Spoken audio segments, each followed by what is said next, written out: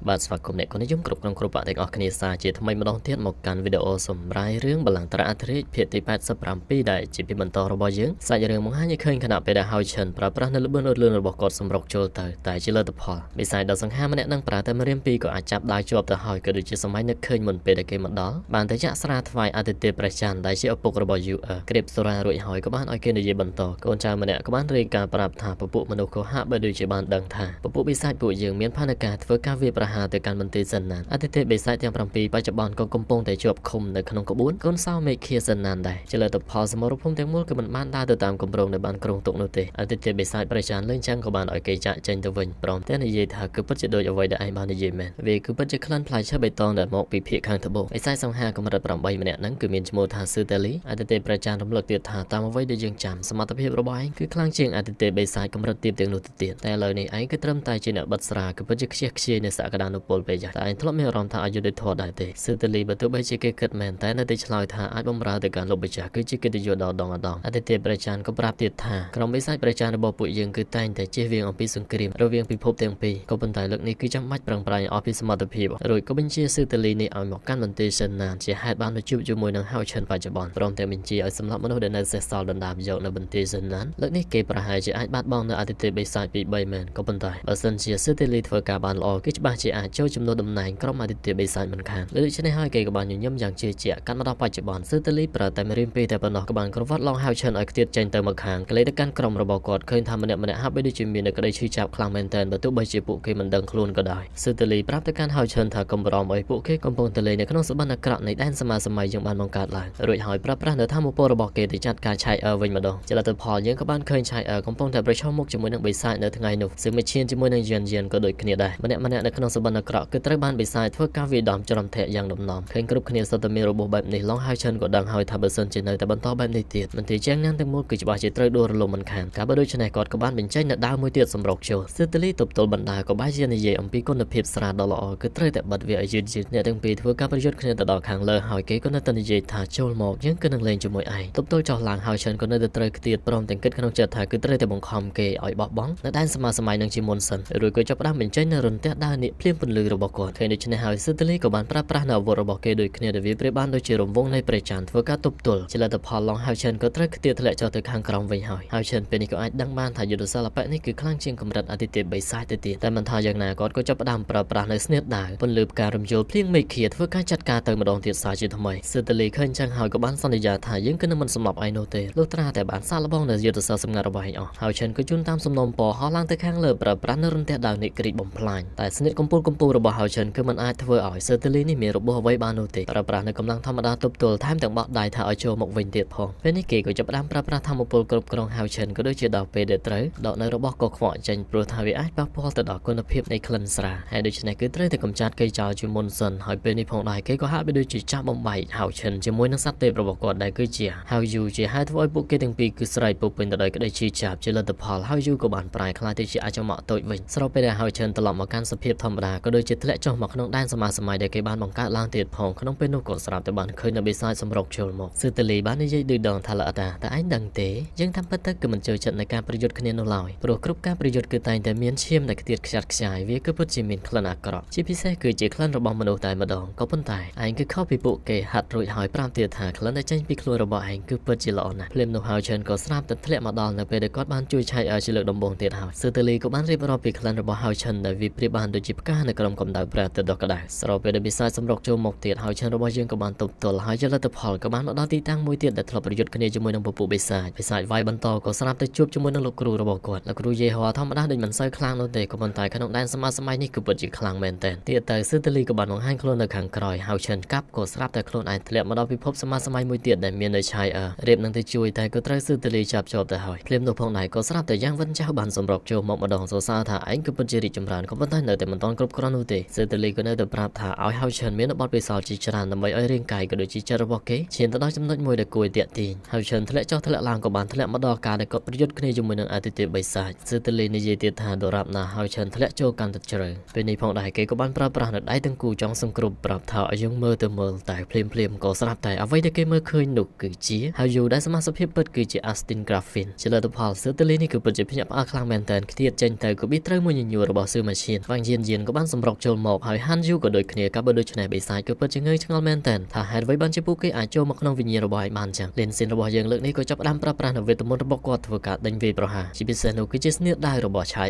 បូករួមជាមួយនឹងដង្ហើមមរណៈរបស់នាងអ្វីដែលធ្វើឲ្យស៊ឺតលីកាន់តែភ្ញាក់ផ្អើលនោះគឺជានាគដែលគឺជាយានជំនិះរបស់អធិរាជអាទិទេពបិសាចគេផាត់ភ័យមែនតើថាមិននឹងអាចទៅរួចទៅសម្លងទៅម្ដងទៀតក៏ហាក់បីដូចជាបានឃើញនៅស្រមោលនៃអធិរាជអាទិទេពបិសាចតែតាមពិតទៅនោះគឺជាហៅឈិនរបស់យើងបានបង្ហាញខ្លួនសម្រុកចូលប្រើប្រាស់រន្ទះដៅរបស់គាត់ជាលទ្ធផលនៅពេលនេះហៅឈិនក៏អាចចេញពីដែនសមាសម័យនេះបានស៊ឺតលីក៏ចាប់ផ្ដើមគិតហើយថាហេតុអ្វីបានជាឯងមាននៅក្លិនសម្ដីគាត់បែបនេះគឺពិតជាមិនអាចទៅរួចនោះទេរួចបញ្ចេញដៃរបស់គេសម្រុកចូលទៅប្រាប់ទៀតថាគឺកាន់តែគួរឲ្យចាប់អារម្មណ៍ហើយឯងប្រៀបបានដូចជាស្រាដ៏ល្អដែលទើបតែបិទហើយអញ្ចឹងឲ្យយើងភ្លក់នៅគ្រប់ដំណក់នៃធម្មពលរបស់ឯងទៅហើយស៊ឺតលីនេះវាយបណ្ដានិយាយបណ្ដានឹងហៅឈិនរបស់យើងរកតែរងអ្វីមិនទាន់នោះទេទៀតទៅកំទេចអាគារមួយមកទៅហើយយ៉ាធីងពេលនោះបង្ហាញខ្លួនសួរទៅកាន់លោកម្ចាស់ថាមិនអីទេមែនទេស៊ឺតលីនិយាយចង់និយាយឡើងវល់តែម្ដងថាប៉ុន្តែគឺជាអកុសលឯងគឺជាស្រាដ៏កខ្វក់ភ្ញាក់ផ្អើលទៅលើដំបងក៏ប៉ុន្តែចុងក្រោយក៏បានបាត់បង់នូវគុណភាពអស់តែសរុបគ្នាហៅឈិនក៏បានប្រាប់ថាឥឡូវនេះមានឱកាសហើយចាប់ផ្ដើមភ្លាមទៅលើដូច្នេះយ៉ាធីងក៏បានប្រើប្រាស់នៅធម្មពលរបស់នាងហៅឈិនស្រែកឲ្យគ្រប់គ្នាប្រមូលនៅធម្មពលឲ្យគាត់ខ្ចីទាំងអស់មកការបើស្ដាប់លើដូច្នេះកូនក្រុមរបស់គាត់ទោះបីជាកម្រើកមិនរួចម្នាក់ក៏នាំគ្នាបញ្ជូននៅកម្លាំងទាំងអស់ប្រកល់ទៅឲ្យហៅឈិនស៊ឺតលីឃើញគឺពិតជាងើងឆ្ងល់មែនទែនរួចហើយគ្រប់គ្នាក៏បានបញ្ជូនកម្លាំងទៅកាន់ហៅឈិន7រួមមួយហើយវាក៏ព្រោះតែអនុភាពនៃច្រវាក់វិញ្ញាណដែលអាចឲ្យគាត់ធ្វើការប្រស្រ័យតាក់ទងជាមួយនឹងពួកគេទាំងអស់គ្នាបានស៊ឺតលីឃើញបែបនេះសរសើរថាគឺពិតជាអស្ចារ្យមែនទែនខណៈពេលដែលហៅឈិនរបស់យើងហោះឡើងទៅខាងលើប្រាប់ទៅកាន់យ៉ាធីងថាឲ្យខ្ញុំខ្ចីធម្មពលសិនដែរមកនាងក៏បានយល់ព្រមរួចក៏បានចូលទៅក្នុងរាងកាយរបស់ហៅឈិនជាលទ្ធផលមើលទៅកាន់ហៅឈិនរបស់យើងកែភ្នែកគឺពោពេញទៅដោយពន្លឺពណ៌មាសអ្វីដែលលើពីនេះទៅទៀតថែមទាំងមានស្លាបអាចអណ្ដែតឡើងនៅលើអាកាសបានដែលសមត្ថភាពរបស់ហៅឈិននៅពេលនេះគឺស្មើទៅនឹងអ្នកប្រយុទ្ធ level 6មើលទៅកាន់ស្លាបរបស់ហៅឈិនគឺពិតជាស្រស់ស្អាតមែនទែនរីឯស៊ឺតលីនេះក៏នៅតែចាប់អារម្មណ៍ចឹងគេបានបញ្ចេញដើរសម្រុកចូលទៅអ្នកទាំងពីរក៏បានប្រយុទ្ធគ្នាកាប់ចុះកាប់ឡើងតែហៅឈិនដោយសារតែគាត់មានស្លាបដែរអញ្ចឹងហើយក៏មិនសូវចាញ់ប្រៀបគេប៉ុន្មាននោះទេពួកគេបន្តដេញកាប់គ្នាទៅវិញទៅមកចុះឡើងឆ្វេងផងស្ដាំផងក៏ពិបាកបែងចែកថានរណាចាញ់ឬក៏ឈ្នះដែរជាលទ្ធផលក៏បង្ខំឲ្យស៊ឺតលីគេបានប្រើប្រាស់នៃយុទ្ធសាស្ត្រព្រះច័ន្ទមេឃាដែលគឺជាពន្លឺតារាគ្មានទីបញ្ចប់ហើយឈិនឃើញនៅក្បួនយុទ្ធសាស្ត្រដ៏សម្បើមបែបនេះក៏ភ្ញាក់ផ្អើលខ្លាំងណាស់ដែរស៊ឺតលីក៏នៅតែនិយាយថាមិននឹកស្មានថាមនុស្សម្នាក់នេះគឺគួរឲ្យចាប់អារម្មណ៍ដល់ម្លឹងសោះរួចប្រើប្រាស់អាវុធជាច្រើនរបស់គេទៅចាត់ការបណ្ដានិយាយបណ្ដាថាអ្នកណាទៅដឹងទៅថាឯងអាចឆ្លងកាត់មកដល់ level 6ហើយមើលទៅក៏ហាក់បីដូចជា level 7ទៀតផងសួរដូចដងថាក៏ប៉ុន្តែតើឯងអាចរក្សានៅស្ថានភាពបែបនេះយូរប៉ុណ្ណាទៅហើយឈិនក្រោយពីសម្រុកទៅទប់ទល់ក៏ត្រូវបានខ្ទាតតែគាត់មិនព្រមបោះបង់នោះទេនៅតែសម្រុកចូលមកប្រយុទ្ធសារជាថ្មីវាយចុះវាយឡើងហើយឈិនក៏ដឹងហើយថាយ៉ាងហោចណាស់គឺទប់ទល់បានត្រឹមតែ30វិនាទីតែប៉ុណ្ណោះស៊ឺតលីក៏បានបញ្ចេញអាវុធដែលដូចជាច្រវាក់ថាចង់ប្រយុទ្ធស្លាប់រស់មែនទេល្ងងខ្លាំងណាស់ប្រើប្រាស់នៅច្រវាក់ទៅចាត់ការនៅដៃទាំងគូរបស់ហៅឈិនរួចហើយថែមទាំងដូចដងថាមានអារម្មណ៍យ៉ាងណាដែរនៅពេលដែលជួបនឹងការបរាជ័យបែបនេះក៏ប៉ុន្តែសរុបគ្នានោះហៅឈិនក៏បានប្រើប្រាស់នៅដៃចុងក្រោយរបស់គាត់ដែលមកពីហាន់យូលើកវាឡើងពោពេញទៅដោយពន្លឺមិនត្រឹមតែប៉ុណ្ណឹងថែមទាំងបានឃើញនៅទេពអប្សរនៃពន្លឺមួយយាងចុះមកដើម្បីផ្ដល់នូវធម៌ពលពន្លឺបន្ថែមហៅឈិនរបស់យើងក៏ចាប់ផ្ដើមប្រើប្រាស់នៅរន្ទះដៅពន្លឺបរិសុទ្ធប្រិមិត្តជាទីមេត្រីអ្នកគុណនិយមគ្រប់ក្រុមគ្រប់បកជាទីរាប់អានដាវមួយនេះប្រើប្រាស់នៅធម៌ពលវិញ្ញាណគឺលើសពី 10000 ពិន្ទុទៅហើយអនុភាពនៃដាវដ៏សន្ធោសន្ធៅជាហេតុធ្វើឲ្យស៊ឺតលីគេមិនមែនជាដៃគូនោះទេក៏ដូចជាត្រូវខ្ទាតចេញទៅស្រ័យពោពេញទៅដោយក្តីឈឺចាប់ចំណែកឯហៅឈិនបានចុះមកវិញក៏មានរបួសយូតឈាមចេញរីឯស៊ឺតលីរបួសរបស់គេក៏មិនស្រាលនោះទេហៅឈិនស្របគ្នាក៏ប្រញាប់ក្លេកទៅមើលក្រុមរបស់គាត់តែពួកគេនៅតែមិនទាន់ដឹងខ្លួនងាកមើលម្ដងទៀតក៏ស្រាប់តែបានឃើញថាស៊ឺតលីនោះគេមិនអីនោះទេរំលឹកទៀតថាបើសិនជាគុំតែបាននៅព្រះច័ន្ទការពារដែលលោកម្ចាស់បានប្រគល់ឲ្យខំអីគេក៏ប្រហែលជាខ្សិនខ្សែជីវ៉ាបាត់ទៅហើយហៅឈិនឃើញដូច្នេះក៏ហោះឡើងទៅខាងលើរៀបនឹងប្រើប្រាស់នៅយុទ្ធសាស្ត្រដាវមួយក៏ដូចជាបានបញ្ចេញនៅចង្គៀងទឹកវិញ្ញាណតាក់ទាញហើយនឹងក៏ស្រាប់តែ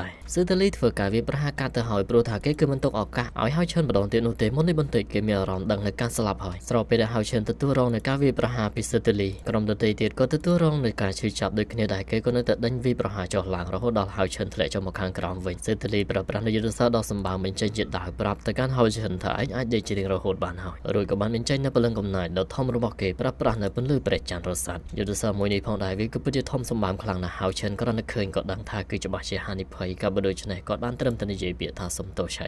រួចបានផ្ដាច់នៅច្រវាក់វិញ្ញាណជាហេតុធ្វើគ្រប់គ្នាភ្ញាក់ផ្អើលខ្លាំងមែនទែនជាលទ្ធផលហៅឈិនក៏ទទួលយកនៅស្នៀតមួយនេះតែម្នាក់ឯងខណៈពេលដែលសម្លឹងឃើញហៅឈិនខ្ទាតចេញទៅរាងកាយរលាយបន្តិចម្ដងស៊ឺតលីបានញញឹមសង្ឃឹមទុកក្នុងចិត្តថាតែប៉ុណ្ណេះបន្តិចសិនណានគឺជាកម្មសិទ្ធិរបស់យើងតែស្របគ្នានោះក៏ស្រាប់តែបន្តោងភ្លេងអ៊ីធណូចាប់ផ្ដើមមានប្រតិកម្មក៏ដូចជាសម្លេងរបស់យីឡៃខឺសឺសួរថាតែជាអ្នកណាទៅប្រហើនហ៊ានធ្វើបាបសិស្សរបស់យើងស៊ឺតលីសម្លឹងឃើញបែបនេះក៏ដឹងថាគឺជាអាវុធទើបយុទ្ធសាស្ត្ររបស់គេក៏ត្រូវបានថយត្រឡប់ទៅវិញរីឯធម្មពលពីបន្តោងអ៊ីធណូក៏បានបង្កកគេតែម្ដងរួចនៅជុំវិញទីនេះក៏បានផ្ទុះនៅធម្មពលដ៏សម្បើមជាលទ្ធផលមើលទៅកាន់ហៅឈិនរបស់យើងក៏បានដឹងខ្លួនឡើងវិញព្រមទាំងបានឃើញនៅយីឡៃខឺសឺដែលហៅគាត់ថាគឺជាសិស្សសម្លាញ់មើលទៅកាន់រូបរាងក៏ដូចជាមកុដស្អីបីយ៉ាង ញ៉ៃនៅខាងលើហ្នឹងក៏ស្រដៀងគ្នាមិនខុសអំពីជីឡៃខឺសឹកដែលនៅក្នុងសមុទ្រលឹងរបស់ហួយូហៅនោះទេហើយឈិនឃើញជាលើកទី1ក៏ភ្ញាក់ផ្អើលផងដែរជីឡៃខឺសឹកក៏ប្រាប់ទៀតថាសិស្សសម្លាញ់ចាំគ្រូជួយសងសឹកឲ្យលើដូច្នេះហើយឈិនក៏បានញញឹមសួរថាសងសឹកយ៉ាងម៉េចទៅបាទលើគេខ្លាចទៅជាតកអនាម័យបាត់ទៅហើយនឹងជីឡៃខឺសឹកក៏បានប្រាប់ថាតន្ត្រីគឺទើបតែចាប់ផ្ដើមតែប៉ុណ្ណោះរួចប្រើប្រាស់នៅយុទ្ធសាស្ត្ររបស់គាត់ធ្វើការផ្គុំនៅតកអនាម័យទាំងអស់នោះមកសាជាថ្មីការបុកឃើញដូច្នេះសឺតលីក៏ភ្ញាក់ផ្អើលខ្លាំងណាស់ដែរសម្លឹងទៅលើឃើញនៅជីឡៃខឺសឹកឆ្ងល់ខ្លាំងមែនទែនថាតើមានអ្វីកើតឡើងទៅភ្លាមជីឡៃខឺសឹកក៏បានបញ្ចេញនៅកូនចៅមួយប្រាប់ថាឲ្យទៅសម្អាតសម្រាមភ្លាមម្នាក់នេះផងដែរក៏មិនមែន slow ដូចជាសៀ